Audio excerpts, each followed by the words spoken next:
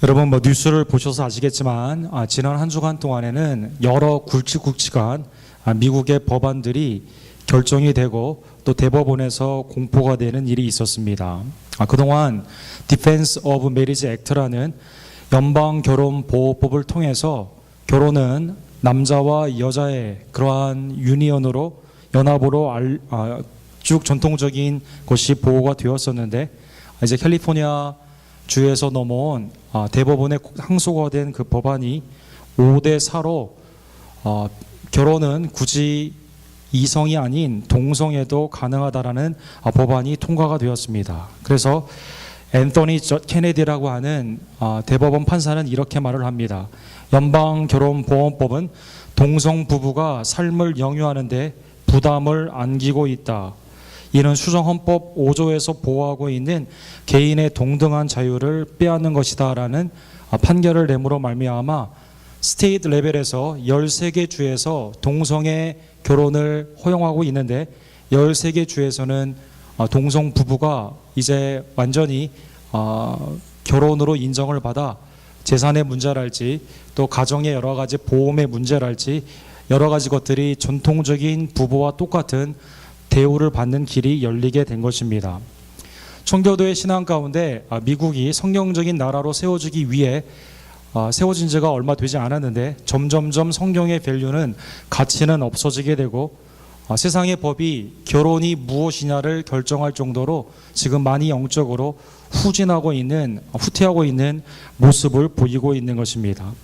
26일에 법안이 이제 공포가 되고 판결이 공포가 되고 28일에는 여기에 고소를 했던 페리와 스티어라는 이 여자 두 분이 결혼을 하게 되는, 그래서 이제 여기에서 결혼의 공포가 his husband, her wife라는 신조어가 생기게 되는 일들이 캘리포니아를 비롯한 많은 주에서 광범위하게 퍼지고 있는 그러한 현실이 된 것입니다.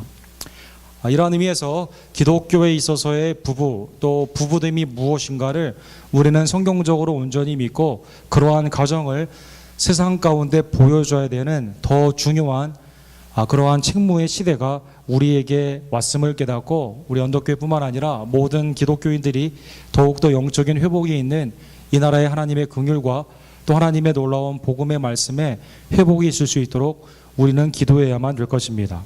성경은 하나님의 질서를 순리라라고 말을 합니다. 그러나 하나님의 질서가 아닌 나의 정욕, 나의 만족을 위해 바꾸는 것을 영리다라고 말을 하는 것입니다. 그리스도의 신랑됨과 교회의 신부됨의 미스테리가 남편과 아내됨의 부부로 있게 되는데, 그것이 깨어지고 있는 세속의 풍습에 우리는 물들지 아니하고 하나님의 질서, 순리 가운데 회복되는 교회의 모습, 가정의 모습으로 나아가야만 되는 것입니다. 오늘 본문에 보면 사람들이 자기의 만족을 위해 예수님을 쫓는 그 모습이 나와 있습니다. 지난주에 본 것처럼 예수님은 제자들을 각 마을에 파송을 하시며 능력과 권위, 파워와 오토리티를 주시고 귀신을 내어 쫓게 하시며 복음을 증거케 하시며 병든 자를 낫게 하시는 놀라운 하나님 나라의 회복의 은총을 보여주십니다. 이러한 제자들의 사역 가운데 그리스도가 두드러지게 나타나게 되고 세속의 정권은 하나님의 나라가 이 땅에서 회복되는 것을 보고 예수님을 두려워하게 되는 현상이 일어나게 되었습니다. 헤롯은 요한을 죽였는데 왜 또 이게 무슨 일이냐 하면서 그리스도와 제자들을 보고자 합니다. 교회 역사를 보면 주님의 제자들이 하나님의 나라의 회복을 위해 그의 능력과 권위를 가지고 사역을 하게 되면 그리스도가 드러나게 됩니다. 안디옥 교회에서 복음이 왕성하게 믿는 자의 숫자가 늘어나게 될 때 사람들은 그 기독교인들을 그때 비로소 Follower of Christ, 크리스찬이라고 부른 것입니다. 데살로니가 교회에서 믿음의 역사, 사랑의 수고, 소망의 인내가 구체적으로 열매 맺게 될 때 사람들은 이 사람들이 천하를 뒤집는 사람들이구나, 업사이드 다운 시키는 사람들이라고 하면서 기독교인들을 통해서 예수 그리스도를 칭송하게 되었다라는 것입니다. 여러분과 제가 주님의 나라의 사역을 위해 신실하게 나아가게 되면 하나님은 드러나게 되고 그리스도는 높아지며 성령의 열매가 나타나게 되고 세속은 교회를 두려워하게 되고 하나님을 경외하는 사건으로 변화되게 되는 것입니다.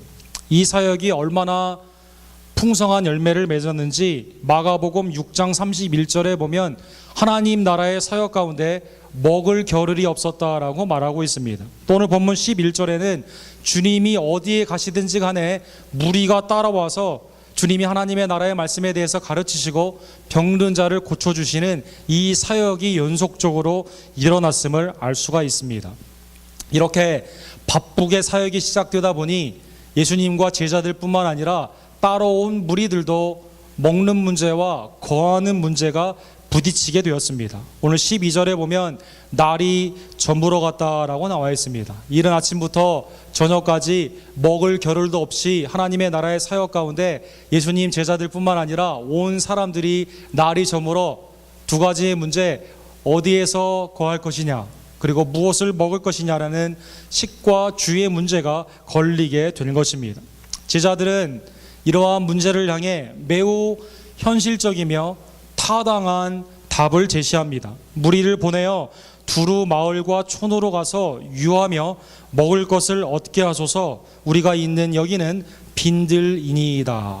광야와 같은 벳세다에 있는 그러한 빈들에서 잘 곳도 없고 먹을 곳도 없는 이곳에서 오직 우리가 할 수 있는 한 가지 해결 방법은 하나님의 나라 가운데 그 사역을 듣기 위해 사람들이 모였지만 먹고 사는 문제에 부딪혔을 때는 사람들을 흩어보내는 것이 좋다라는 생각을 그들이 하게 된 것입니다. 주님이 하나님의 나라의 설파와 하나님 나라의 회복 가운데 사람들은 모였는데 세상에 있는 먹을 것과 입는 문제로 제자들은 그냥 보내는 것이 좋다라고 하는 매우 현실적인 비용의 문제를 그들은 들고 나온 것입니다.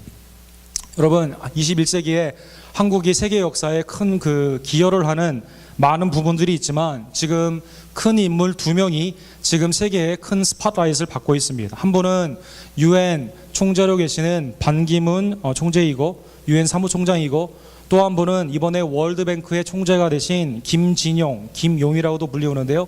이분이 지금 큰 스팟라이트를 받고 있습니다. 아프리카에 지난달에 이 투어를 했는데요.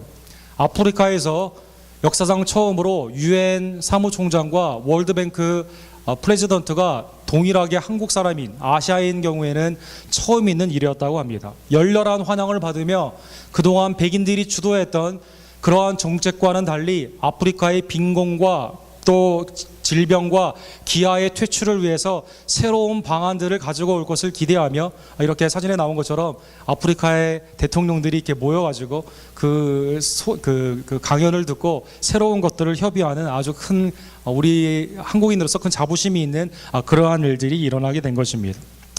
여기에 우간다 대통령이 그러면 월드뱅크에서 우리나라를 위해서 얼마나 많은 돈을 댈 수 있느냐는 질문을 했다고 합니다. 여기에 대해 김용 월드뱅크 총장이 이렇게 말했다고 합니다. 비전이 있으면 비용은 저절로 따라오게 된다라는 말을 했다는 것입니다. 비전이 있으면 돈은 저절로 따라온다라는 것입니다. 우간다의 대통령으로 우간다 국민을 위해 무슨 비전이 있는가를 역으로 물어봤다고 합니다. 우리는 돈이 있어야 비전이 있고 돈이 있어야 사역이 있다라고 생각하기 쉬운데, 아마 이 김영 총장님이 아프리카에 그동안 쏟아부은 많은 돈들이 열매가 없는 그러한 현실을 보며 중요한 것은 자체 나라의 비전이 있는 것이 더 중요함을 깨닫고 그렇게 말을 했던 것 같아요. 우리의 상식도 제자들과 상당히 비슷할 때가 많이 있습니다. 하나님이 우리에게 주신 비전이 무엇인가, 하나님이 우리를 통해 하고자 하는 일이 무엇인가를 살펴보기 이전에 비용이 얼마나 드느냐에 관한 그러한 질문에 우리가 치우칠 때가 많이 있다는 것입니다. 제자들은 비용을 말했습니다. 그러나 예수님은 제자들을 말하고 계십니다. 13절에 보면 예수께서 이르시되 너희가 먹을 것을 주라라고 말씀한 것입니다.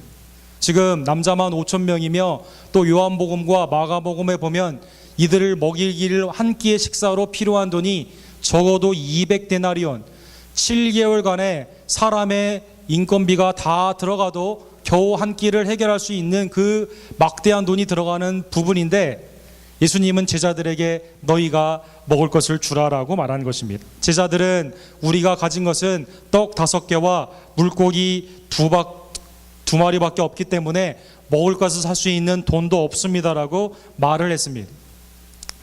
너희가 주라라는 그 명령 가운데 예수님은 무엇을 내포하고 계셨을까요? 돈이 없는 것도 알고 계셨으며 또 아이를 통해서 온 떡 5개와 물고기 2개밖에 없는 것을 아신 예수님은 왜 그렇게 명령하셨을까요?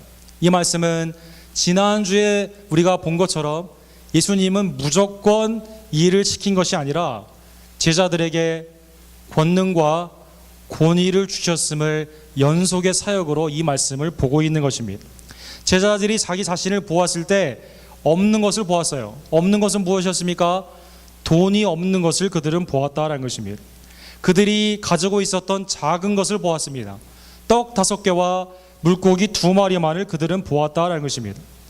그런데 놀랍게도 바로 얼마 전에 주신 주님의 권능과 주님의 능력과 주님의 권위가 그들에게 있음을 그들은 깨닫지 못했다라는 것입니다. 빌립처럼 우리는 때로는 우리가 없는 것을 먼저 생각할 때가 많이 있습니다. 주님의 비전, 주님의 사역이 있을 때 나는 이것이 없습니다, 이것이 없어서 못합니다라고 없는 것을 많이 핑계댑니다. 그러나 주님은 우리에게 너는 할 비전이 있느냐라는 그 뜻을 묻고 계시는 것입니다. 능력과 권위 가운데 주님이 하시고자 하는 모든 것을 공급하시는 위대하신 하나님, 능력의 하나님, 창조주이시며 구원주 하나님이신 예수 그리스도는 여러분과 저에게 무작정 명령하는 것이 아니라 필요한 것들을 공급하시며 그러나 할 의향이 있는지 의지와 비전을 우리에게 묻고 계시다라는 것입니다. 예수님은 제자들이 포기성에 가까운 이런 말을 했음에도 불구하고 제자들에게 이 기적을 참여하는 영광을 주십니다. 먼저 제자들에게 50명씩 앉히라라고 말씀합니다. 남자만 50명, 로마 병정으로 쓰임받을 수 있는 사람이 그 나이에 있는 사람이 5,000명이었기 때문에 아마 노인이나 또 여자분들이나 아이들까지 포함하게 되면 아무리 컨서버티브하게 잡아도 2만 명은 좋게 될 것입니다. 50명씩 쭉 이렇게 앉히게 된 것입니다. 그리고 예수님은 제자들에게 먼저 떡과 고기를 나누어 주십니다. 1차의 기적이 어디에 나타납니까? 제자들에게 주셨을 때 제자들이 그 1차의 기적을 경험하게 된 것입니다. 그리고 제자들은 받은 물고기와 받은 떡을 그대로 나누어 주기만 하면 된다라는 것입니다. 200데나리온이 필요가 없습니다. 내게 없는 것을 포커스할 필요가 없습니다. 주님이 주신 그것을 그대로 받고 그대로 나누어 주면 기적이 일어나게 된다라는 것입니다. 제임스 티소의 유명한 여기에 그 그림이 있는데요. 그 그림을 잠깐 보시면 이 그림의 제목이 굉장히 멋있어요. 광야에서의 식탁이다라는 그러한 제목인데 베데스다의 그 구릉지를 생각하면서 상당히 성경적인 그러한 입각한 그 그림을 그렸습니다. 곳곳에 사람들이 앉아 있고 제자는 기쁨으로 떡과 물고기를 나누어 주고 있습니다. 빈들에 먹을 곳이 없고 잘 곳이 없는 그곳이 하나님의 아름다운 메시아를 통한 어린 양의 혼인잔치처럼 기쁨의 잔치로 변화가 되게 된 것입니다. 주님이 하나님께 감사 기도를 하시고 제자들에게 떼어주시고 제자들은 믿음 가운데 받아서 그대로 나누어 주게 될 때 남자만 5,000명이었던 이 사람들이 다 먹고 만족하게 된 것입니다. 17절에 보면 먹고 다 한글 성경은 배불렀다고 나와 있는데요. 만족했다라는 그 단어가 나와 있습니다. 즉 더 이상 바랄 것이 없었다라는 것입니다. 그리고 남은 조각들을 모아보니 큰 광주리로 12광주리나 남게 된 것입니다. 여러분, 백성들이 하나님의 나라를 위해 하나님의 말씀을 듣고 그리스도의 놀라운 사역들을 경험하게 되며 먹을 것까지 풍성해지는 빈들에서 광야에서의 식탁을 경험하게 되니 요한복음 6장 15절에는 예수님을 억지로 삼아 왕으로 삼고자 했다라고 말하고 있습니다. 그런데 예수님이 왕으로 삼고자 하는 사람들을 기뻐하지 아니하시고요. 요한복음 6장 15절에 보면은요. 다시 혼자 산으로 떠나갔다, 무리를 떠나갔다라고 말씀하고 있습니다. 왜 예수님은 무리를 떠나가게 되었을까요? 사람들은 만족하여 왕으로 삼게 되는데 요즘도 실업률이 낮아지게 되면 대통령의 인기가 올라가게 되고 GDP가 높아지게 되면 정부의 인지도가 높아지는 이때 먹고 사는 문제가 해결되는 것이 세상 왕의 가장 중요한 임무 중에 하나인데 예수님은 먹을 것을 해결해 주셔서 사람들이 왕으로 삼고자 하는데 왜 떠나셨느냐라는 것입니다. 그것은 이 기적이 우리의 허기를 채우는 육신의 양식의 문제가 아니라 우리의 신앙의 허기를 채우는 영생에 관련된 문제이기 때문이다라는 것입니다. 예수님은 6장 26절에 왜 사람들이 예수님을 왕으로 삼고자 하는지를 정확히 아셨습니다. 너희가 나를 찾는 까닭은 표적을 본 까닭이 아니요 떡을 먹고 배부른 까닭이다라고 말씀한 것입니다. 방금 예수님을 열광하며 떡을 먹고 배부른 이 사람들은 예수님의 가르침에 내가 메시아다라는 가르침 가운데 서서히 예수님을 떠나게 됩니다. 예수님이 십자가를 지는 그 고난의 과정 가운데는 십자가에 못 박으소서라고 하는 폭도로 변하게 되었다라는 것입니다. 즉 무리가 예수님을 따라다니는 이유가 무엇입니까? 자기의 육신의 양식에 만족을 위해서만 따라다녔다라는 것입니다. 그것이 만족이 채워지게 되면 예수님이 누구인가는 관심이 없습니다.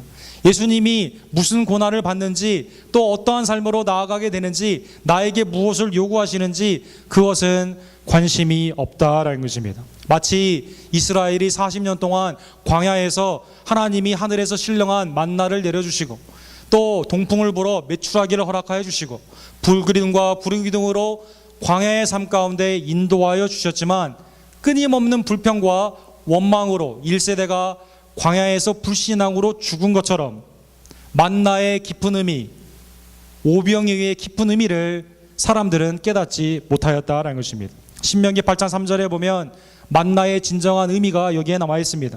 만나를 내게 먹이신 것은 사람이 떡으로만 사는 것이 아니요 여호와의 입에서 나오는 모든 말씀으로 사는 줄을 내가 알게 하려 하심이다라고 하나님을 말씀하신 것입니다. 우리가 관심이 있는 것이 하나님이 나에게 무엇을 주실 것인가에만 관심이 있고 하나님에게 관심이 없다면 우리는 광야에서 죽은 1세대의 사람들과 또 오늘 방금 만족했다가 예수님을 십자가에 못 박으소라고 부르짖었던 폭도와 같은 이스라엘 사람과 다름이 없다라는 것입니다.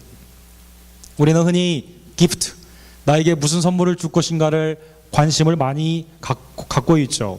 오늘 제 딸 생일인데요. 며칠 전부터 저에게 굉장히 다정스럽게 다가오는 모습을 보았습니다. 아마 내일부터는 멀어지지 않을까 생각됩니다.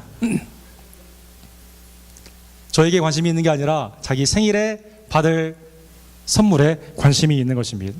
기프트에 관심이 있지 기버에 관심이 없다라는 것입니다. 하나님이 오늘 나에게 무엇을 주실 것인가? 여기에 관심이 있지 하나님에게는 관심이 없어요. 내가 그걸 받으면 나는 언제든지 하나님을 떠날 수 있다라는 것입니다. 지난번 우리 샬롯 컨퍼런스에서 Church Without Wall이라는 교회에 심호하시는 패스터 웨스트라는 목사님이라는 분이 요즘 신앙인들이 플렉스테리안과 같다라는 주제로 설교를 하셨습니다. 플렉스테리안이 도대체 뭔가 처음 듣는 단어였어요. 저한테는요. 플렉스테리안이라는 것은 왼쪽에 나오는 피터 말리라는 유명한 셰프이 창안한 단어라고 합니다. 베지테리안인데 고기를 먹는 것입니다. 베지테리안인데 고기를 먹기 때문에 세마이 베지테리안이라고 그들이 이제 자기 스스로를 불렀다고 그래요. 그러니까 베지테리안들이 화가 난 거예요. 아니 고기를 먹지 않는 게 베지테리안인데 세마이 베지테리안은 뭐냐라고 하니까 오케이 그러면 플렉스테리안이라고 바꾸겠다라고 했다는 것입니다. 플렉스테리안은 건 무엇입니까? 베지테리안의 그 고귀한 이름, 뭔가 좀 남달라 보이는 이름은 갖고 싶고 그런데 또 고기도 먹고 싶습니다. 그래서 고기를 먹는 베지테리안들입니다. 그러니까 여러분과 저는 다 플렉스테리안인 것입니다. 기독교인에게 기독교인인데 세마이 크리스천, 헌신이나 하나님을 향한 진정한 예배나 삶 가운데 성화의 모습은 없고 나의 정욕대로 신앙생활을 하는 그 모습이 플렉스테리안과 비슷하다라는 것입니다. 내가 허기가 채워졌을 때는 주님을 따라다닙니다. 병이 고쳐졌을 때는 주님을 따라다닙니다. 그러나 내 뜻대로 되지 않을 때, 고쳐지지 않거나 고난이 있거나 복음 가운데 나에게 헌신이 요구할 때는 주님을 언제든지 떠날 수 있는 이쪽도 아니고 저쪽도 아닌 중간 단계를 사람들의 그러한 스마트한 모습을 그렇게 그분은 표현한 것입니다. 오늘 오병이의 기적은 무엇일까요? 주님은 왜 그들을 먹이시고 왜 그들이 왕으로 삼으러 하셨을 때는 그들을 떠나셨을까요? 오늘 이 오병이의 기적은 육신의 허기를 채워주시는 메시아가 아니라 영적인 허기 가운데 진정한 만족을 주시는 참 메시아됨을 보여주기 위한 위대한 사건이었다라는 것입니다. 예수님은 요한복음 6장 54절과 55절에 보면 내 살을 먹고 내 피를 마시는 자는 영생을 가졌고 마지막 날에 내가 그를 다시 살리리니, 죄와 사망에서 우리를 구원하신 예수 그리스도, 그를 먹고 마신다는 의미는 믿는다는 의미입니다. 그를 주님께서 다시 부활시키신다는 영생주로서의, 구원주로서의 모습을 나타내기 위해 오병이어의 기적이 나타나게 되었다라는 것입니다. 내 살은 참된 양식이요 내 피는 참된 음료임을 알려주기 위해서 이 기적을 나타내 보여주신 것입니다. 예수님은 오늘 그 보리떡처럼 또 찢겨진 그 물고기처럼 자기의 삶을 여러분과 저를 위해 화목제물로 십자가에서 하나님께 생축으로 드려주신 것입니다. 하나님께 감사함으로 그는 십자가를 지셨고, 그리고 그를 믿는 우리들이 그의 살과 그 피로 말미암아 우리의 죄가 사함을 얻게 되고, 그리고 그리스도를 지금도 다른 사람에게 전하는 놀라운 사역 가운데 참여하고 있는 것입니다. 사랑하는 성도 여러분, 오병이어의 기적을 통해서 이 기적의 궁극적인 목적이 무엇인지를 깨닫는 우리 모두가 되기를 간절히 원합니다.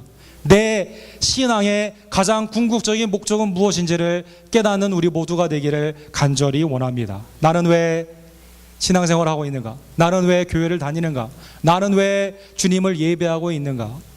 주님 그 자체가 나의 만족이 되고 주님 그 자체가 나의 행복임을 다시 한번 깨닫고 주님이 주시는 부산물이 아닌 주님 그 자신을 구하는 우리 모두가 되기를 간절히 원합니다.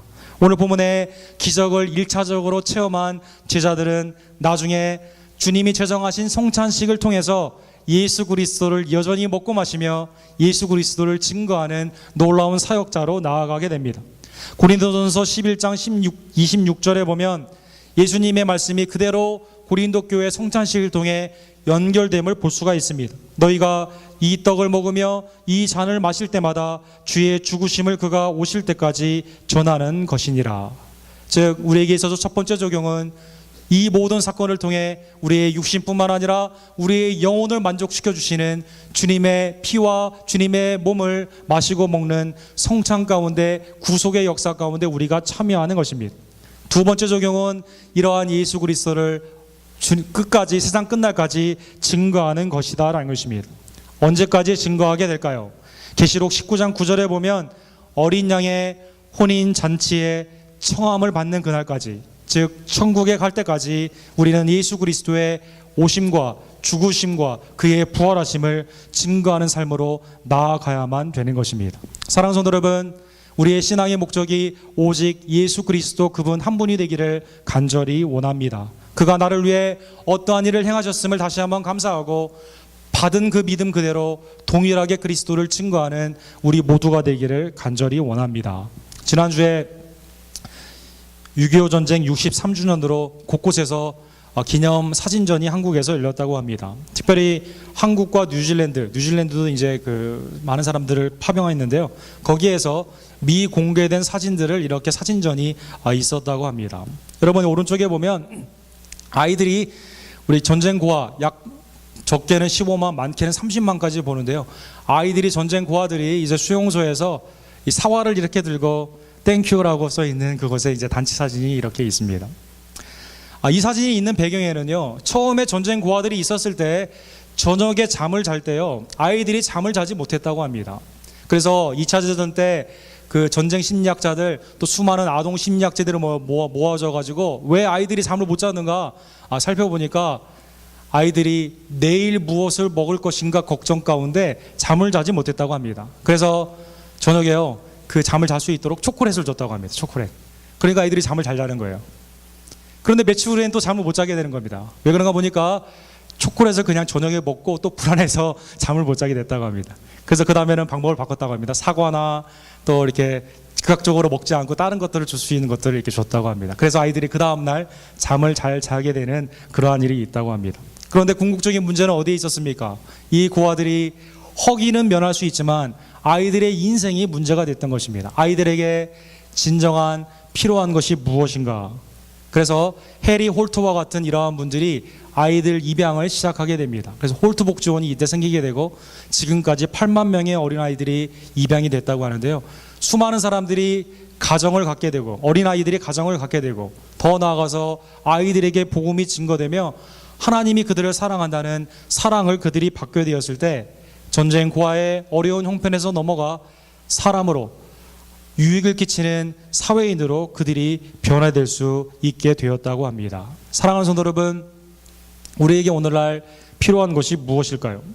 세상 사람들에게 오늘날 우리에게 필요한 것이 무엇일까요? 그들에게 육신의 허기를 채워줄 수 있는 구제도 필요합니다. 그러나 모든 구제는 궁극적인 한 방향으로 나아가야 되는데 그들에게는 예수 그리스도가 필요하다라는 것입니다. 우리 모두에게 매일매일 은혜의 예수님이 필요한 것처럼 세상에 있는 어렵고 힘든 모든 자에게 궁극적인 소망이 되시는 그리스도가 필요함을 다시 한번 깨달으시며 오병이어의 기적이 예수 그리스도를 향해 나아감을 전파하시는, 그들을 사랑하며 그들에게 그리스도를 소개하며 믿음 가운데로 이끄는 하나님의 믿음의 참 제자들이 되기를 주님의 이름으로 간절히 축원합니다. 기도하겠습니다.